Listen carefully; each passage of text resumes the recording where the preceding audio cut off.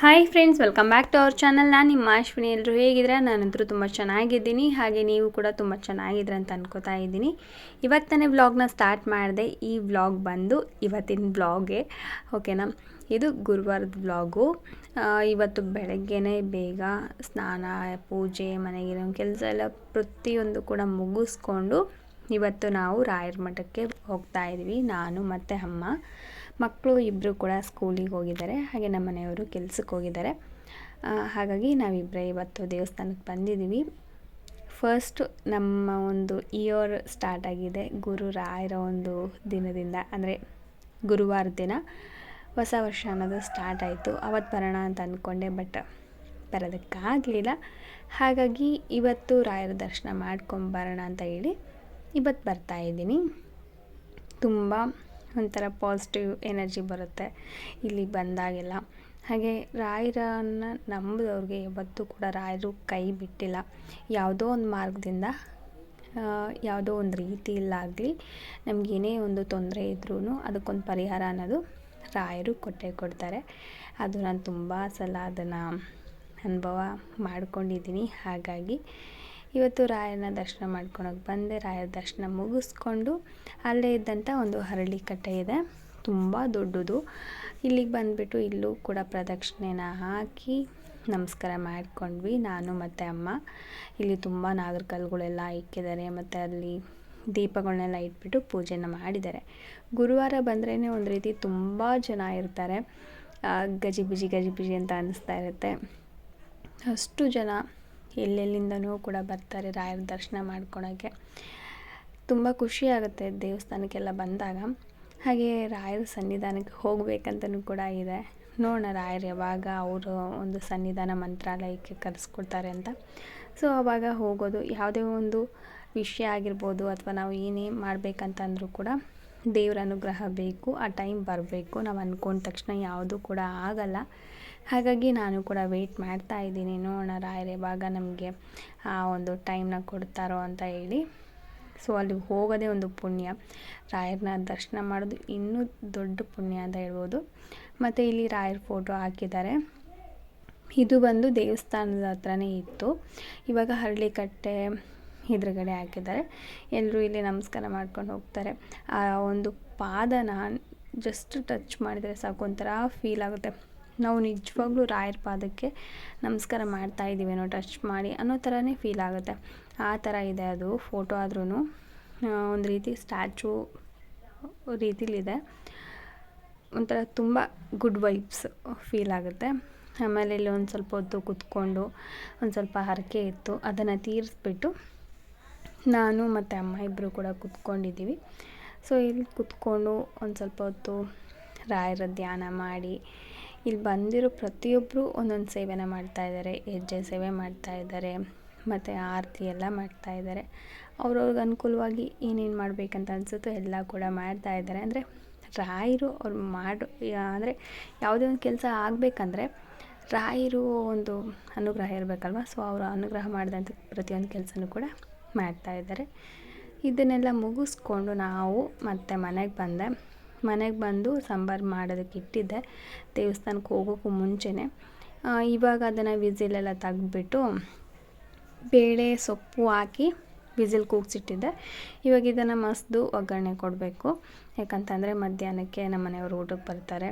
ಹಾಗಾಗಿ ಫಸ್ಟು ಇದೆಲ್ಲ ಮಸ್ತು ಒಗ್ಗರಣೆ ಕೊಟ್ಟು ಇಟ್ಬಿಟ್ಟೆ. ಅಂದರೆ ಹೀಗಿದ್ದರೂ ಬೆಳಗ್ಗೆ ಮಾಡಿರೋಂಥ ರೈಸ್ ಹಾಗೆ ಇದೆ. ಬೆಳಗ್ಗೆ ತುಂಬಾ ರೈಸ್ ಮಾಡಿಬಿಟ್ಟಿದ್ದೆ. ಚಿತ್ರಾನ್ನ ಮಾಡೋಣ, ಏನು ನಿಂಬೆಹಣ್ಣಿನ ಚಿತ್ರಾನ್ನ ಇರುತ್ತಲ್ವ, ಅದನ್ನು ಮಾಡೋಣ ಅಂತ ಹೇಳಿ. ಹಾಗಾಗಿ ರೈಸು ಉಳಿದ್ಬಿಟ್ಟಿದ್ದೆ.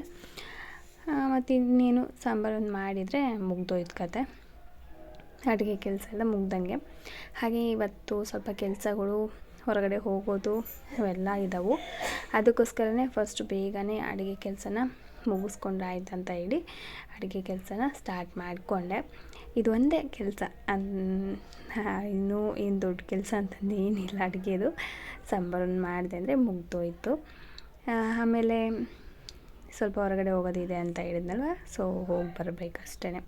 ಹಾಗೆ ಫ್ರೆಂಡ್ಸ್, ಹೊಸದಾಗಿ ಚಾನಲ್ನ ನೋಡ್ತಾ ಇದ್ದರೆ ಪ್ಲೀಸ್ ಸಬ್ಸ್ಕ್ರೈಬ್ ಮಾಡ್ಕೊಂಡು ನೋಡಿ. ನಿಮಗೆ ವಿಡಿಯೋ ಇಷ್ಟ ಆದರೆ ಒಂದು ಲೈಕ್ ಮಾಡಿ, ಶೇರ್ ಮಾಡಿ, ಕಾಮೆಂಟ್ ಮಾಡಿ. ಡೈಲಿ ಕೂಡ ವಿಡಿಯೋ ಹಾಕ್ತೀನಿ. ಅಕಸ್ಮಾತ್ ಟೈಮಿಂಗ್ ಸ್ವಲ್ಪ ಚೇಂಜಸ್ ಆಗ್ಬೋದು, ಬೆಳಗ್ಗೆ ಹಾಕೋದು ಸಂಜೆ ಹಾಕ್ಬೋದು, ಈ ಥರ ಆಗ್ಬೋದು. ಯಾಕಂದರೆ ಒಂದು ಸ್ವಲ್ಪ ಕೆಲಸಗಳೆಲ್ಲ ಇರ್ತವೆ, ಹಾಗಾಗಿ ನನಗೆ ಟೈಮಿಂಗ್ಸು ಸೆಟ್ ಆಗ್ತಾಯಿಲ್ಲ.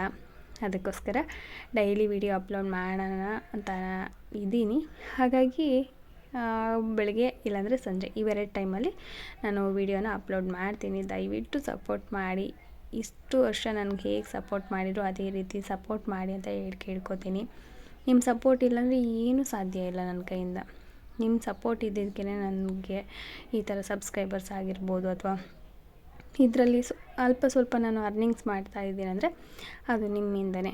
ಹಾಗಾಗಿ ದಯವಿಟ್ಟು ಸಪೋರ್ಟ್ ಮಾಡಿ ಅಂತ ಹೇಳಿ ಕೇಳ್ಕೊತೀನಿ.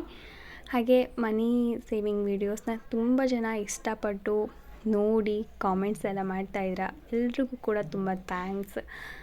ನಾನು ಮಾಡಿರೋಂಥ ವೀಡಿಯೋಸ್ ನಿಮ್ಗೆ ಇಷ್ಟ ಆಗಿದೆ, ಯೂಸ್ಫುಲ್ ಆಗಿದೆ ಅಂತ ಅಂದ್ರೇ ನನಗೊಂದು ದೊಡ್ಡ ಖುಷಿ. ಅದಕ್ಕಿಂತ ಖುಷಿ ಯಾವುದಿದೆ ಅಲ್ವಾ? ಸೊ ನಂಗೆ ತುಂಬ ಖುಷಿ ಆಯಿತು.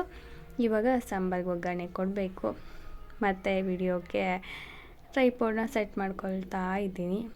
ಈ ಟ್ರೈಪೋಡ್ ಒಂದು ಸರಿ ಇಲ್ಲ, ನಾನು ಎಷ್ಟು ಟ್ರೈಪೋಡ್ ತೊಗೊತೀನೋ ಅಂತ ಅನಿಸ್ಬಿಡ್ತು. ಹಾಗಾಗಿ ಟ್ರೈಪೋಡನ್ನ ನಾನು ಚೇಂಜ್ ಮಾಡೋದಕ್ಕೆ ಹೋಗಲಿಲ್ಲ. ಎಷ್ಟು ದಿನ ಆಗುತ್ತೋ ಅಷ್ಟು ದಿನ ಬರಲಿ ಅಂತ ಹೇಳ್ಬಿಟ್ಟು ಹೇಗಿದೆಯೋ ಅದೇ ಥರನೇ ಯೂಸ್ ಮಾಡ್ತಾ ಇದ್ದೀನಿ. ಹಾಗೆ ನೀವು ಯಾವ ಫೋನಲ್ಲಿ ವಿಡಿಯೋ ರೆಕಾರ್ಡಿಂಗ್ ಮಾಡ್ತೀರಾ ಅಂತ ಕೇಳಿದರು.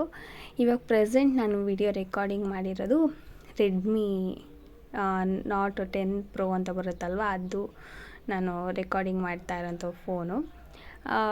ನಿನ್ನೆ ವಿಡಿಯೋ ಬಂದುಬಿಟ್ಟು ನಾನು ರೆಕಾರ್ಡ್ ಮಾಡಿರೋದು ಯಾವುದದು ಮೈಕ್ರೋಮ್ಯಾಕ್ಸ್ ಮೈಕ್ರೋಮ್ಯಾಕ್ಸ್ ಅಲ್ಲ, ಮೋಟೋರೋಲಾ ಫೋನು. ಅದರಲ್ಲಿ ರೆಕಾರ್ಡ್ ಮಾಡ್ತೀನಿ. ಅಂದರೆ 2 ಫೋನ್ ಇದೆ, ಹಾಗಾಗಿ ಎರಡರಲ್ಲಿ ಯಾವುದಾಗುತ್ತೋ ಅದರಲ್ಲಿ ನಾನು ರೆಕಾರ್ಡಿಂಗ್ ಮಾಡ್ತೀನಿ. ಒಂದೊಂದು ಸಲ ಕೈಯಲ್ಲಿ ಯಾವ್ದು ಸಿಗುತ್ತೋ ಆ ಫೋನಲ್ಲಿ ರೆಕಾರ್ಡಿಂಗ್ ಮಾಡ್ತೀನಿ.